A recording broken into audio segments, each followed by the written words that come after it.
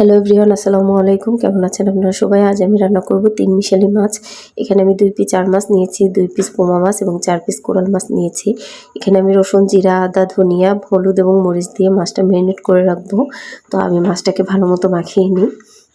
তো আজকে আমি মাছটা ম্যারিনেট করে রাখবো 15 মিনিটের জন্য। 15 মিনিট পরে আমি রান্নায় ফিরে আসছি। এখন আমি ফ্রাই প্যান গরম করে তাতে তেল দিয়ে মাছগুলো ভাজার জন্য ফ্রাই প্যানে দিয়ে দেবো। একটা একটা করে মাছ সব ফ্রাই প্যানে দিয়ে দিচ্ছি। এই মাছগুলা ভেজে খেতে ভীষণ ভালো লাগে। ভাজা ছাড়া রান্না করলে আমার কাছে তেমন একটা ভালো লাগে না, আমার ফ্যামিলির কেউ পছন্দ করে না। তাই আমি সবসময় চেষ্টা করি এই মাছটাকে ভেজে রান্না করার জন্য। আমার মাছ ভাজা হয়ে গেছে। এখন আমি ফ্রাই প্যানে প্রথমে লবণ দিলাম, তারপরে পেঁয়াজ বাটা, রসুন বাটা, আদা বাটা, জিরা বাটা, ধনিয়া বাটা দিলাম এবং একটি তেজপাতা দিয়ে দিলাম।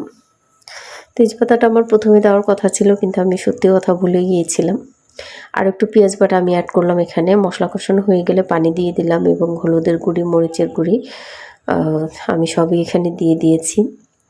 এবার মশলাটাকে ভালো মতো কষিয়ে মশলার কাঁচা গন্ধ যেন চলে যায় সেইভাবে কষিয়ে আমি ঝোল দিয়ে দিচ্ছি। ঝোলে বলক আসার পরে তখন আমি মাছ এবং টমেটো দিয়ে দিয়েছি।